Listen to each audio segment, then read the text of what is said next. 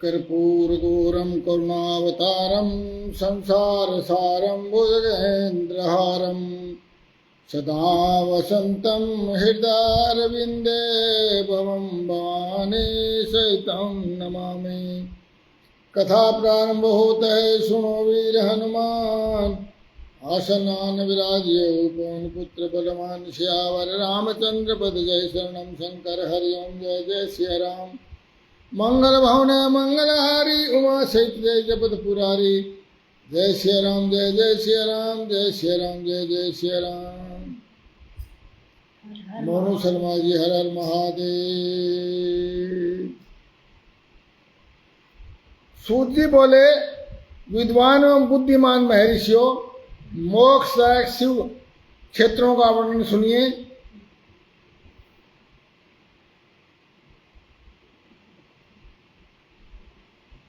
लोक में अपने अपने वर्ण के रूप सदाचार पालन करने से मनुष्य शिव पद को प्राप्त कर लेता है और वर्णानुकूल आचरण से तथा वह भक्ति भाव से वह अपने सत्कर्म का अतिशय फल पाता है। कामना पूर्वक किए अपने कर्म के अभीष्ट फल को शीघ्र ही पा लेता है। यानी अपने अपने वर्ण आश्रम के अनुसार अपने उस वर्ण आश्रम के धर्म का ही श्रद्धा पूर्वक पालन करने से और कुछ करने की जरूरत ही नहीं है। दिन के 3 विभाग होते हैं, प्रातः, दोपहर और शाम। भगत सतीश कुमार गुड़िल्ला जी हर हर महादेव। इन तीनों में, सुबह दोपहर और शाम के तीनों में एक एक प्रकार के कर्म का संपादन किया जाता है। प्रातः काल को शास्त्र विहित नित्य कर्म के अनुष्ठान के श्रम में जानना चाहिए। जो दोपहर का समय होता है वो सहकाम कर्म के लिए उपयोगी है। सहकाम यानी हमारी कामना की इच्छा से, किसी इच्छा से हम कोई कर्म करना चाहें तो वो दोपहर को। और सायकाल शांति कर्म के लिए उपयुक्त है, ऐसा जानना चाहिए। इसी प्रकार रात्रि में भी समय का विभाजन किया गया है। रात्रि के 4 पहरों में से जो बीच के 2 प्रहर है उनको निश्चित काल कहा गया है और विशेषतः उसी काल में की हुई भगवान शिव की पूजा अभीष्ट फल को देने वाली होती है। चंद्रकांत जी हर हर महादेव। कुंडली ताधीश जी हर हर महादेव। विशेषतः कलयुग में कर्म से ही फल की सिद्धि होती है। ऋषियों ने कहा, सूत जी पुण्य क्षेत्र कौन कौन से हैं? सूत जी बोले, विद्वान बुद्धिमान महर्षियों, मोक्षदायक शिव क्षेत्रों का वर्णन सुनिए।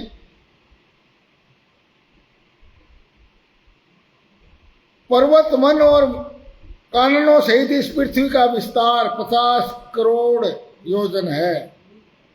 अब पृथ्वी का माप बता दिया, 50 करोड़ योजन। भगवान शिव की आज्ञा से पृथ्वी संपूर्ण जगत को धारण करने में स्थित है, धारण करके स्थित है।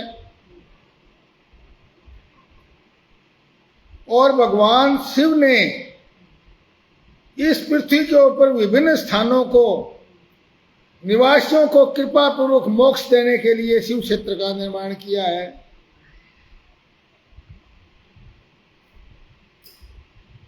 कुछ क्षेत्र ऐसे हैं जिन्हें देवता और ऋषियों ने अपना वास बना करके अनुग्रहित किया है, इसलिए उनमें तीर्थत्व प्रकट हो गया है। अन्य बहुत से ऐसे तीर्थ हैं जो लोगों की रक्षा के लिए प्रादुर्भूत हुए हैं। जो मनुष्य इस भारतवर्ष के भीतर मनुष्य मृत्यु को प्राप्त कर लेता है, वह अपने पुण्य के फल से ब्रह्मलोक में वास करके पुण्य क्षय के पश्चात पुनः मनुष्य योनि में ही जन्म लेता है। ब्राह्मणों, पुण्य क्षेत्र में पाप कर्म किया जाए तो वह और भी दृढ़ हो जाता है। वो पाप पुण्य क्षेत्र में यदि पाप किया जाए तो वो कई गुना पाप बढ़ जाता है। अतः पुण्य क्षेत्र में निवास करके करते समय छोटे से छोटा अथवा थोड़ा सा भी पाप न करें। पुण्य क्षेत्र में कोई पाप ना करो, नहीं तो कई गुना पाप लगता है। सिंधु नदी और शतद्रु नदी कौन सी है? सतलुज के तट पर बहुत से पुण्य क्षेत्र हैं। सरस्वती नदी परम पवित्र 60 मुख वाली कही गई है, उसकी 60 धाराएं हैं। अर्थात हिमालय पर्वत से निकली हुई पुण्य सलीला गंगा 100 मुख वाली नदी है और उसके तट के ऊपर काशी और प्रयाग जैसे पवित्र स्थान हैं, पुण्य क्षेत्र हैं। और मकर राशि के सूर्य होने पर गंगा की तटभूमि पर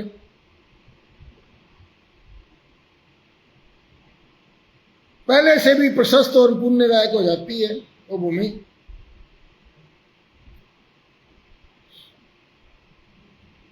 सोनभद्र नदी की 10 धाराएं हैं और वहां स्नान और उपवास करने से विनायक पद की प्राप्ति होती है। पुण्य सलीला महानदी नर्मदा के 24 मुख हैं, उसमें स्नान और तट पर निवास करने से मनुष्य को वैष्णव पद की प्राप्ति होती है।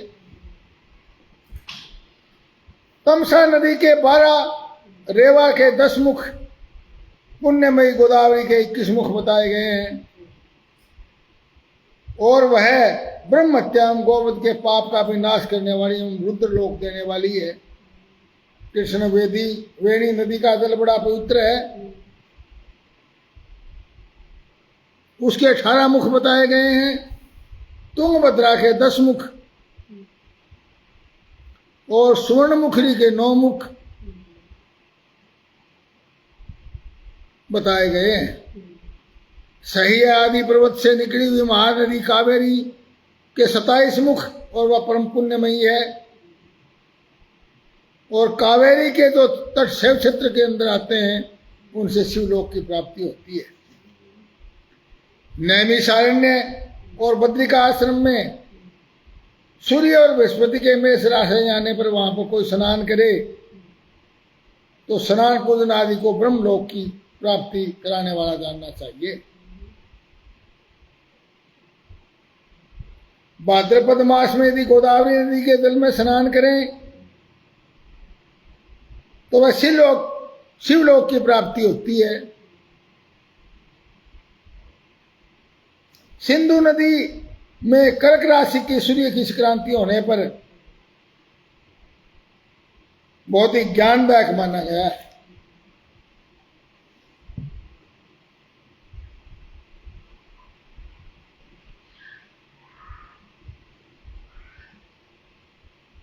यमुना, सोनभद्र, कावेरी आदि नदियां, नर्मदा, गंगा जी आदि सभी जितनी पवित्र नदियां हैं उनमें स्नान करने से बहुत ही पुण्य की प्राप्ति और शुद्धि होती है। फाल्गुन मास में गंगा जी के तट पर किया हुआ श्राद्ध और पिंडदान कुलों के पितरों के अनेक पीढ़ियों का उद्धार करने वाला माना गया है। रुद्र लोक प्रदान करने वाले बहुत से क्षेत्र हैं। ताम्रपर्णी, वेगवती ये दोनों नदियां ब्रह्मलोक की प्राप्ति का फल देने वाली है।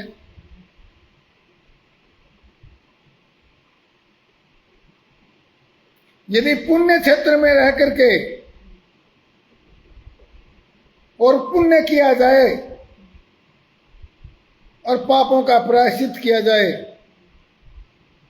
तो पुण्य संकल्प से पहले के सारे पाप तत्काल नष्ट हो जाते हैं।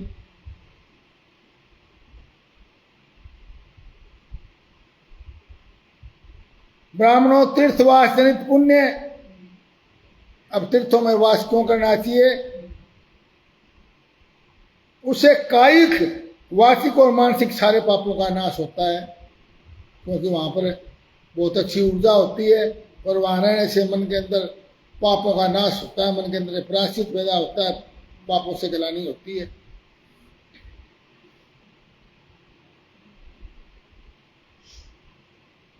वाचिक पाप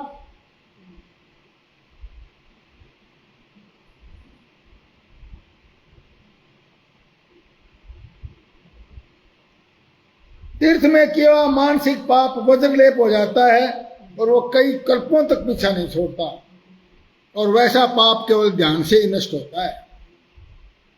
वाचिक पाप जप से और कायिक पाप शरीर को सुखाने जैसे कठोर तप करने से नष्ट होता है। ऋषियों ने कहा, सूत जी अब आप शीघ्र हमें वह सदाचार सुनाइए जिससे विद्वान पुरुष पुण्य लोकों पर विजय प्राप्त कर लेता है। सूत जी बोले, सदाचार का पालन करने वाला विद्वान ब्राह्मण ही वास्तव में ब्राह्मण का नाम धारण करने का अधिकारी है।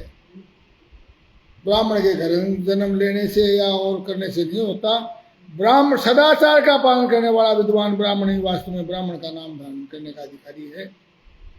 केवल वेदोक्त आचरण का पालन करने वाला वेद का अभ्यासी ब्राह्मण की विप्र संज्ञा होती है। सदाचार, वेदाचार, विद्या, इनमें से एक एक गुण से युक्त होने पर उसे द्विज कहते हैं, द्विज।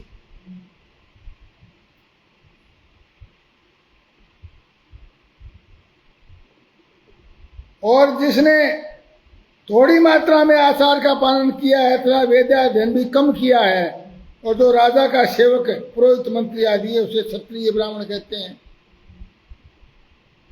जो ब्राह्मण कृषि और वाणिज्य कर्म करने वाला, व्यापार करने वाला होता है, और कुछ कुछ ब्राह्मणोचित आचार का पालन करता है, वह वैश्य ब्राह्मण है। और जो श्रमिक खेत जोतता, हल चलाता है, उसे शूद्र ब्राह्मण कहा गया है। जो दूसरों के दोष देखने वाला और परद्रोही है, उसे चांडाल द्विज कहते हैं। इसलिए क्षत्रियों में भी जो पृथ्वी का पालन करता है वह राजा है। दूसरे लोग राजत्वहीन क्षत्रिय माने गए हैं। वैश्यों में जो धन्य धान्य आदि वस्तुओं का खरीद और बेच करता है वह वैश्य कहलाता है। दूसरों को सिर्फ वणिक कहते हैं। जो ब्राह्मणों, क्षत्रियों और वैश्यों की सेवा में लगा रहता है वास्तव में वही शूद्र कहलाता है। और जो शूद्र हल जोतने का काम करता है उसे वृषल समझना चाहिए। सेवा, शिल्प और कर्षण से भिन्न भिन्न वृत्ति का आश्रय करने वाले शूद्र दस्यु कहलाते हैं। इन सभी वर्णों के मनुष्यों को चाहिए कि वो ब्रह्म मुहूर्त में उठ करके, और सबसे पहले देवताओं का फिर धर्म का, चारों वर्णों के लिए बताया है। कोई कहे कि शूद्र वर्ण को तो वेद मंत्र सुनने की आज्ञा नहीं, फलाने नहीं, ये साफ का है। सभी वर्णों के मनुष्यों को चाहिए कि वे ब्रह्म मुहूर्त में उठ करके पूर्वाभिमुख हो। सबसे पहले देवताओं का, फिर धर्म का, फिर अर्थ का, फिर उसकी प्राप्ति के लिए उठाने जाने वाले कलेशों था आय व्यय का भी चिंतन करे। रात के पिछले पहर को उसे काल जानना चाहिए। उस अंतिम पैर का जो आधा मध्य भाग होता है उसे संधि कहते हैं। उस संधि काल में उठ करके मलमूत्र आदि का त्याग करना चाहिए। घर से दूर जाकर बाहर से अपने सिर को ढके रखे उत्तराभिमुख बैठकर मलमूत्र का त्याग करें।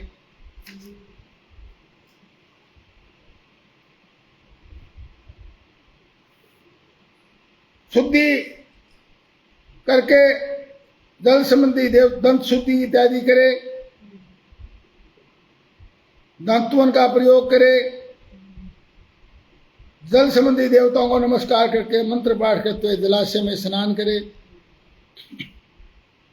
अब आजकल जलाशय, नदी, तालाब है नहीं, आजकल तो बाथरूम है घर, तो इसलिए वहाँ पर भी हम परमपिता परमात्मा को, देवताओं का आह्वान करके नमस्कार करके गंगा मैया को कहते हैं।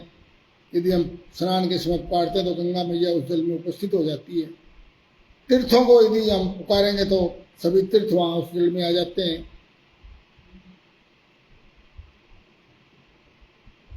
उसके पश्चात शुद्ध वस्त्र पहन करके और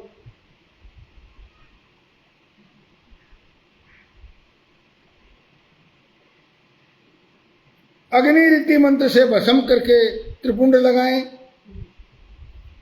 इस विधि का पालन किया जाए तो उसके पूर्व यदि जल में भस्म गिर जाए तो गिराने वाला नरक में जाता है।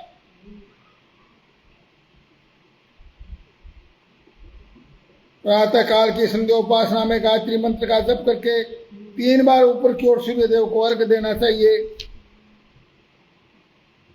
मध्याह्न काल में गायत्री मंत्र के उच्चारण पूर्वक सूर्य को एक ही अर्घ्य देना चाहिए और सायकाल आने पर पश्चिम की ओर मुख करके बैठ जाए और पृथ्वी पर ही सूर्य के लिए अर्घ्य दें। ऊपर नहीं दे, पृथ्वी को ऊपर डालें सीधा, सूर्य छिप जाता है शाम को। तो इस प्रकार विधि विधान से पूजन करें, ओम का जप करें, प्राणायाम करें,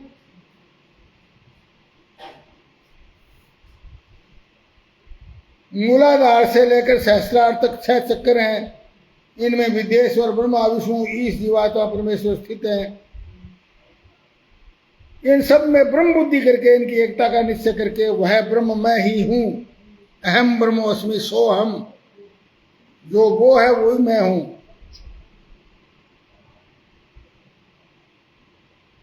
सतयुग आदि में तप को ही प्रशस्त कहा गया है, किंतु कलयुग में धर्म दान आदि अच्छा माना गया। दर्व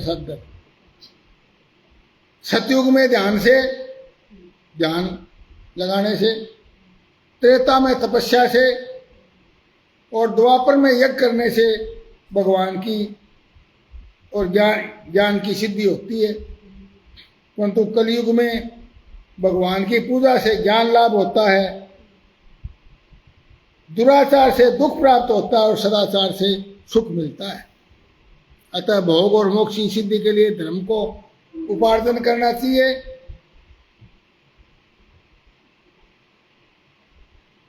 जिनके घर में कम से कम 4 मनुष्य है, ऐसे कुटुंबी ब्राह्मण को जो 100 वर्ष के लिए जीवन निर्वाह की सामग्री देता है, वह दान ब्रह्मलोक की प्राप्ति कराने वाला होता है। अब मैं धन के कमाने की विधि बताता हूं। ब्राह्मण को चाहिए कि वह सदा सावधान रहकर विशुद्ध प्रतिग्रह, दान ग्रहण, यज्ञ कराने आदि से धन का अर्जन करे और इसके लिए कहीं पर भी दीनता या हीनता न दिखाए और न ही अत्यंत कलेशदायक कर्म करे। क्षत्रिय बाहुबल से धन का उपार्जन करें, वैश्य कृषि से और गोरक्षा से, धन का दान करने से और न्यायोचित उपार्जित धन का दान करने से दाता को ज्ञान की सिद्धि प्राप्ति होती है।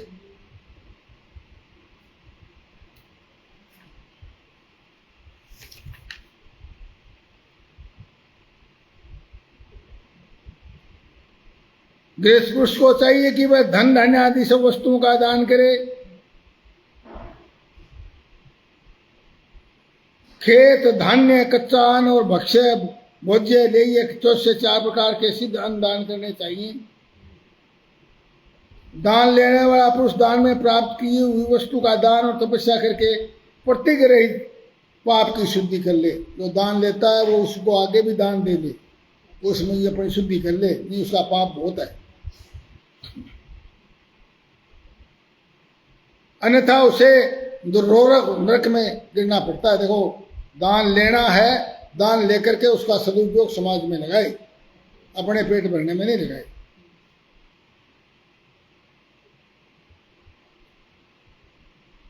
विद्वान को चाहिए कि वह दूसरों के दोषों का बखान न करे, दूसरों की कमी न देखे,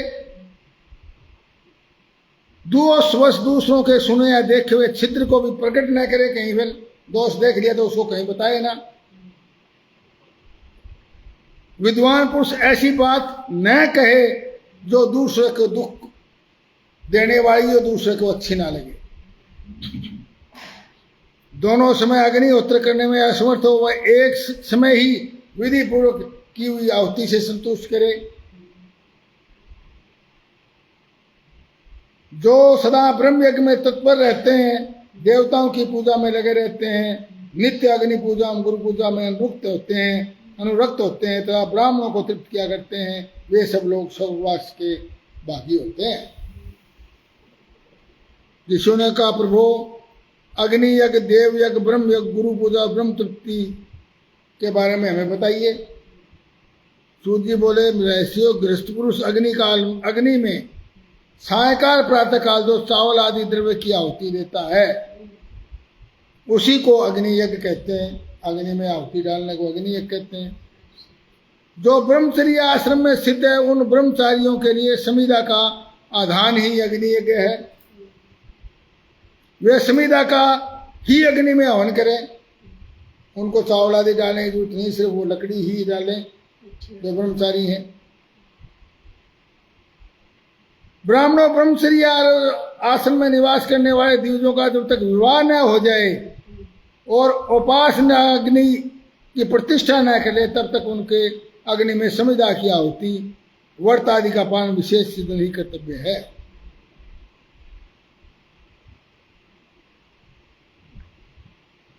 ब्राह्मणों सायकाल अग्नि के लिए दिव्य आहुति संपत्ति प्रदान करने वाली होती है, ऐसा जानना चाहिए। प्रातःकाल सूर्य देव को दी हुई आहुति आयु की वृद्धि करने वाली होती है। दिन में अग्निदेव सूर्य में प्रविष्ट हो जाते हैं, अतः प्रातःकाल सूर्य को दी हुई आहुति भी अग्नि के अंतर्गत आती है। अग्नि के बिना देव यज्ञ कैसे संपन्न होता है ये सुनो। सृष्टि के आरंभ में महादेव जी ने लोगों के उपकार के लिए वारों की रचना की।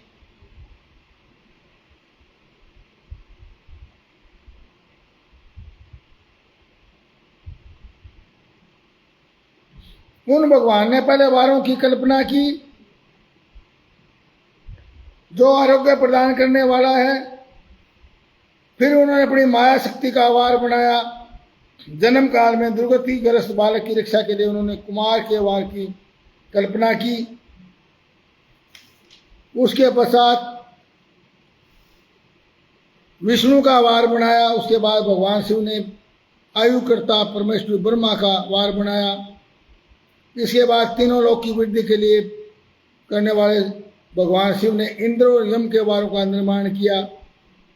इसके बाद सूर्य आदि 7 ग्रहों को जो अपने रूप भूत प्राणियों के लिए सुख दुख के सूचक है, भगवान शिव ने 7 वारों के स्वामी निश्चित किए।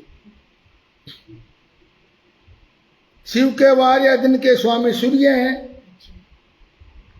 शक्ति संबंधी वार के लिए स्वामी सोम है, सोमवार। कुमार संबंधी दिन की मंगल है। विष्णु वार के स्वामी बुध हैं। ब्रह्मा जी के वार के अधिपति बृहस्पति हैं। इंद्रवार के स्वामी शुक्र और यमवार के स्वामी शनिश्चर हैं। अपने अपने वार में की हुई देवताओं की पूजा उनके अपने अपने फल देने वाली होती है। देवताओं के नित्य पूजन और विशेष पूजन, स्नान, दान, जप होम, ब्राह्मण तर्पण आदि में रवि आदि वारों में विशेष तिथि और नक्षत्रों का योग होने पर उनको विशेष आरोग्य आदि का फल प्रदान होता है। शुभ मांगलिक क्रम के आरंभ में और अशुभ यानी अंत्येष्टि क्रम के अंत में तथा जन्म नक्षत्रों के आने पर गृहस्थ अपने घर में आरोग्य आदि स्वास्थ्य के लाभ के लिए, समृद्धि के लिए सूर्य आदि 9 ग्रहों का पूजन करें।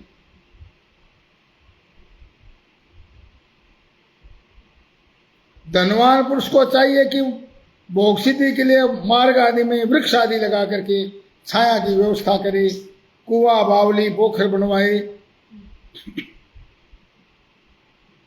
वेद शास्त्रों की प्रतिष्ठा के लिए पाठशालाओं का निर्माण करवाए। धनी को यह कार्य सदा ही करते रहना चाहिए। हे द्विजों, जो इस अध्याय को सुनता पढ़ता अथवा सुनने की व्यवस्था करता है उसे देवयज्ञ का फल प्राप्त होता है। ऋषियों ने कहा, आप अब कर्म से देश काल आदि का वर्णन करें। सूत जी बोले, महर्षियों, देवयज्ञ आदि कर्मों में शुद्ध गृह समान फल देने वाला होता है।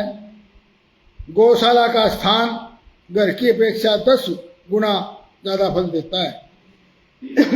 घर में किए हुए कर्म जो है वो उतने ही फल देते हैं जितना करते हैं, परंतु गौशाला में उससे 10 गुना फल मिलता है घर से। और तालाब के तट पर उससे भी 10 गुना। और जहां बेल, तुलसी और पीपल का वृक्ष हो वह स्थान तालाब से 10 गुना। ज्यादा फल देता है।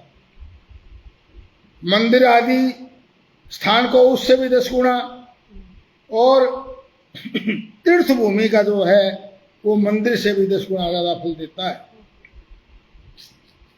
तीर्थ भूमि से 10 गुना जो श्रेष्ठ है वो नदी का किनारा है, और नदी के किनारे से तीर्थ नदी का तट 10 गुना ज्यादा महत्व रखता है। सप्तगंगा आदि नदियों को तीर्थ गंगा, गोदावरी, कावेरी, ताम्रपर्णी, सिंधु, सरयू, नर्मदा आदि 7 नदियों को सप्तगंगा कहा गया है। और उससे भी 10 गुना ज्यादा समुद्र का तट कहा गया है। नावल दादी जी, हर हर महादेव। तो ये स्थान का महत्व जानना चाहिए। अब काल का तारतम्य सुनिए। 4 युग हैं काल। सतयुग में यज्ञ, दान आदि कर्म पूर्ण फल वाले होते हैं। त्रेता युग में उसका 3/4 फल मिलता है। द्वापर में आधा ही फल मिलता है, और कलयुग में 1/4 फल प्राप्त होता है। आधा कलयुग बीत जाने पर फिर उस चौथे में से भी और 1/4 कम हो जाता है। इसी प्रकार विद्वान ब्राह्मणों सूर्य संक्रांति के दिन किया हुआ कार्य या दान या कर्म 10 गुना ज्यादा फल देता है। उससे भी 10 गुना ज्यादा महत्व कर्म विषुव नामक योग में किया जाता है। उससे 10 गुना मकर संक्रांति में, और उससे भी 10 गुना चंद्र ग्रहण में किए हुए पुण्य का महत्व है। सूर्य ग्रहण में सबसे उत्तम और उसमें किए गए पुण्य कर्म का फल चंद्र ग्रहण से भी अधिक होता है।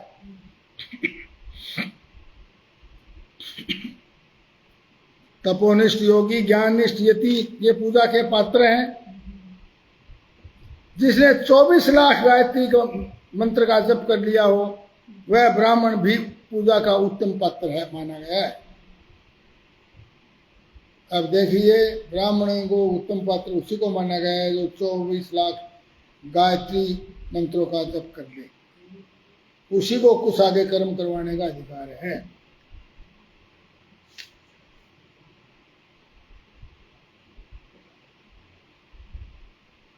गायत्री अपने गायक का पतन से त्राण करती है, इसलिए उसका नाम गायत्री है।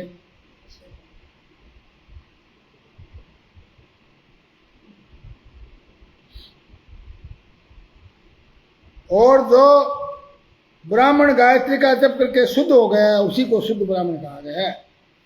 इसलिए दान, जप, होम, पूजा आदि कर्मों के लिए ऐसा ब्राह्मण ही दान प्राप्त करने का अधिकारी होता है, बाकी दान प्राप्त नहीं कर सकता। स्त्री हो या पुरुष जो भी भूखा हो वही अन्नदान का पात्र है। भूखे को भोजन करवाना ये वो पात्र होता है भूखा।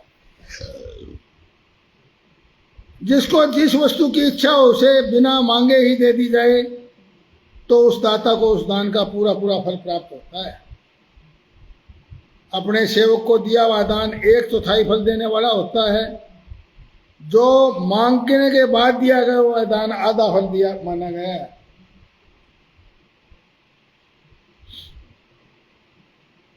गौ आदि 12 वस्तुओं का चैत्र आदि 12 महीने में क्रम से दान करना चाहिए। जैसे गौ, भूमि, तिल, सोना, घी, वस्त्र, धान्य, गुड़, चांदी, नमक, कोड़ा और कन्या, ये ही 12 वस्तुएं हैं। इनमें गौदान से, गौदान से कायिक, वाचिक, मानसिक पापों का नाश होता है। तिल का दान बलपूर्वक और मृत्यु का निवारक होता है। सोने का दान पेट की अग्नि को यानी शक्ति को बढ़ाने वाला होता है। भूमि का दान इस लोक और परलोक में प्रतिष्ठा प्राप्त करवाता है। वस्त्र का दान आयु की वृद्धि करता है। और धान आदि का दान आदि अन्न धन की समृद्धि का कारण बढ़ता है। गुड़ का दान मधुर भोजन की प्राप्ति करवाने वाला होता है।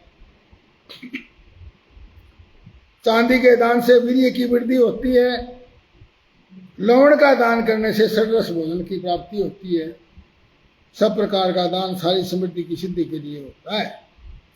कन्या का दान आजीवन भोग देने वाला कहा गया है। ब्राह्मणों व लोक और परलोक में भी संपूर्ण भोगों की प्राप्ति करवाने वाला है। विद्वान पुरुष को चाहिए कि जिन वस्तुओं से इंद्रियों आदि की तृप्ति होती है, श्रवण आदि, उनका सदा दान करे।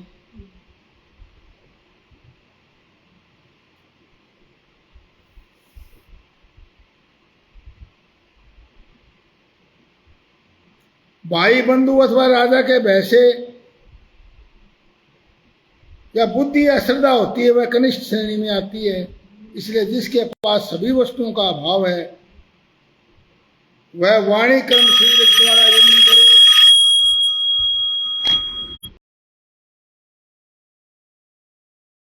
सुनो वीर हनुमान कथा हमारी, शिवलोक में आप करो विश्राम। श्यावर रामचंद्र पद जय शरणम शंकर। हरिओम जय जय श्री राम। राम चौधरी जी, राज चौधरी जी, हर हर महादेव। कवि सत्यभूषण मित्तल जी, हर हर महादेव।